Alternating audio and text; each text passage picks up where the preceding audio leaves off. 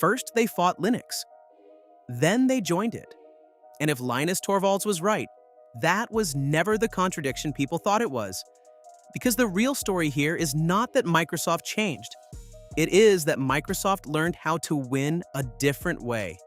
Not by killing Linux outright, not by defeating open source in public, but by getting close enough to shape the rules, influence the ecosystem, and make itself impossible to ignore.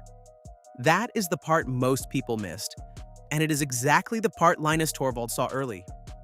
He did not just think Microsoft was being cautious. He thought they were playing a longer game, a quieter one that starts with cooperation and ends with control. And if that sounds extreme, stay with me, because the evidence gets a lot harder to ignore from here.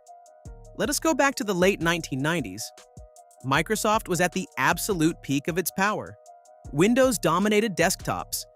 Internet Explorer had just won the browser wars. And somewhere in Helsinki, a Finnish software engineer named Linus Torvalds was quietly building something that Microsoft's own internal documents would later describe as a serious threat. Those documents, which became known as the Halloween documents after they were leaked in 1998, were written by Microsoft engineers and obtained by open-source advocate Eric Raymond. In them, Microsoft engineers openly discussed how Linux was gaining technical credibility, how it was a long-term threat to Windows Server, and how the best strategy to fight it was not to beat it technically, but to extend, embrace, and extinguish it. That phrase, embrace, extend, extinguish, became infamous, and Linus Torvalds noticed it immediately. At the time, most of the tech press treated it as corporate posturing. Microsoft was big, Linux was a hobbyist project, and the idea that a Fortune 500 company needed a secret strategy document to combat it seemed almost flattering. But Torvalds took it seriously. He warned repeatedly and publicly that Microsoft's long-term goal was not competition. It was absorption. He said it at conferences, he said it in interviews, he said it on mailing lists that most mainstream journalists never read. And the broader public mostly ignored him because it sounded paranoid. Because Microsoft and open source seemed like oil and water. Because why would the biggest software company in the world bother infiltrating a volunteer-built kernel? Here is why.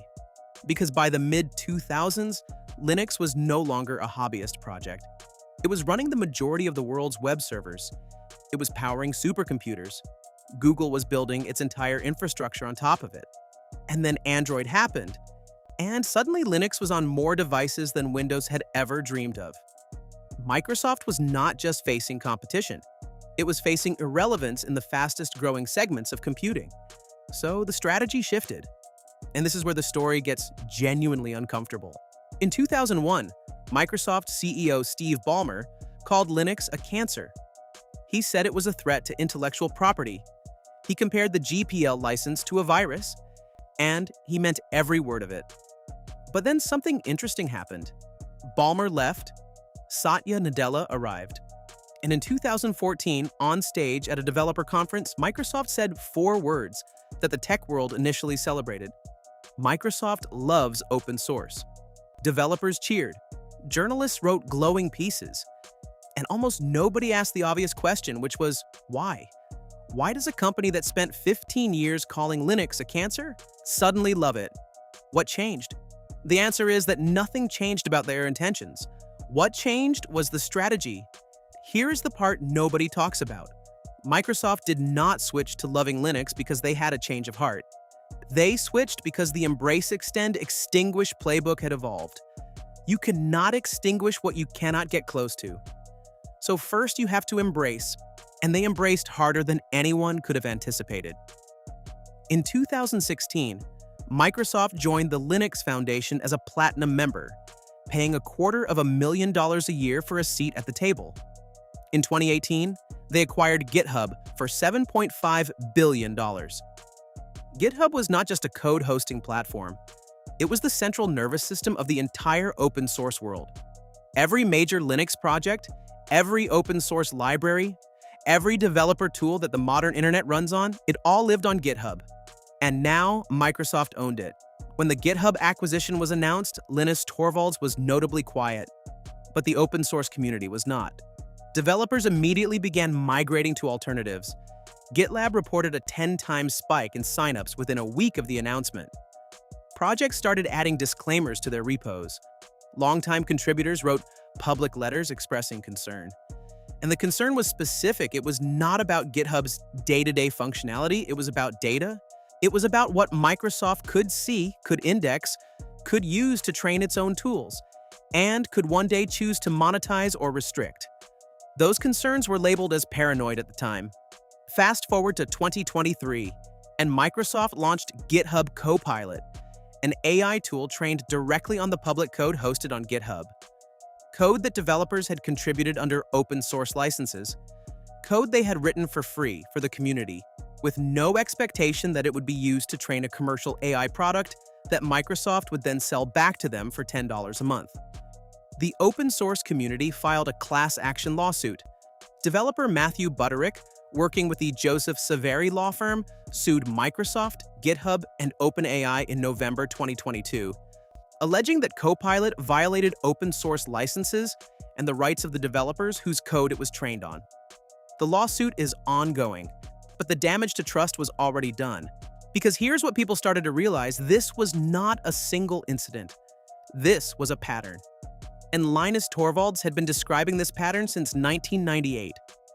Now here is where the story gets its twist, and it is genuinely complicated. Because Microsoft's involvement in Linux has not been purely predatory. That is the uncomfortable nuance.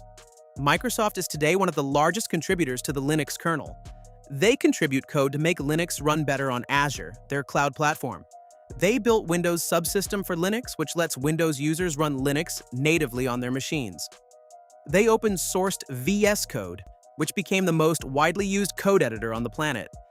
And by any technical metric, these contributions have made Linux better. So, what do you do with that? What do you do when the villain is also genuinely helpful? This is the complication that Torvalds himself has acknowledged. He does not reject Microsoft's contributions to the kernel. He reviews them on merit, like every other patch.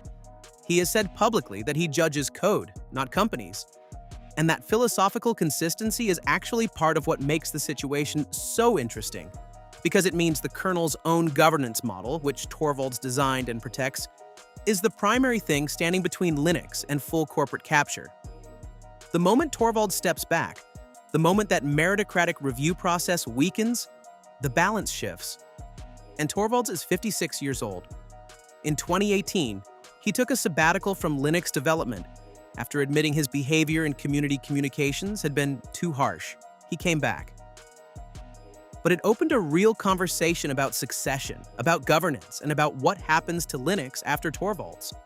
Microsoft is positioned perfectly for that transition. They have engineers inside the kernel community. They have financial leverage through the Linux Foundation membership. They have GitHub, which means they see every pull request, every discussion, every contributor relationship. They do not need to own Linux to influence it. They just need to be indispensable to it. That is what is happening right now. That is why this matters today, and not just as a history lesson. Because we are at an inflection point. The cloud is now the dominant computing environment, and Azure runs a significant portion of it on Linux. Microsoft has more financial incentive to shape Linux's direction than almost any other company on Earth.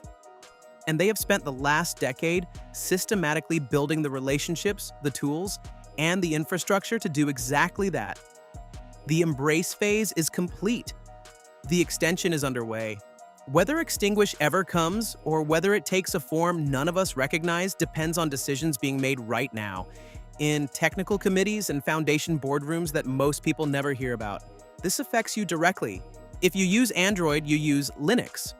If you use any major cloud service, AWS, Azure, Google Cloud, you use Linux. If you use a smart TV, a router, a NAS device, a modern car, a Chromebook, you use Linux. The operating system that runs the backbone of modern digital life is a volunteer-built, community-governed project that is now surrounded by corporate interests on every side. And the person who warned us this would happen said it clearly 25 years ago and was dismissed as paranoid. So, what can you actually do about it? Here are 4 concrete steps that matter. First, support the Linux Foundation. Financially if you can, but more importantly, pay attention to who else is funding it and what influence that buys. Transparency and governance is the first line of defense. Follow the board membership lists. They are public. Read them. Second, diversify away from GitHub if you can. Mirror your repositories on GitLab or Codeberg. Not because GitHub is broken today, but because single points of control over critical infrastructure are always a risk. The open source community learned this lesson slowly. You do not have to. Third, understand the open source licenses you use and contribute under. The Copilot lawsuit exists because most developers never thought about what training an AI on their code would mean legally. The GPL, MIT, and Apache licenses all have different implications. Know which one protects your contributions and how. Fourth, follow the kernel mailing list. Not every day, but occasionally. The conversations happening there about corporate influence, about contribution quality, about governance are the most important unread conversations in technology. They are boring until they are not. And right now, they are not boring. 25 years ago, a Finnish engineer published a kernel and then spent the next 2 decades defending it, not from hackers, not from governments, but from the slow gravitational pull of corporate interest. He built a review process that prioritizes code quality over contributor identity. He resisted pressure from companies far larger and richer than any individual can stand against alone. And he said clearly and early that Microsoft's goal was not coexistence. It was control. Whether he was right about the endgame, we still do not fully know. What we do know is that the playbook he described is real, it is documented, and it is still running. The question is not whether you trust Microsoft or distrust them. The question is whether you are paying attention.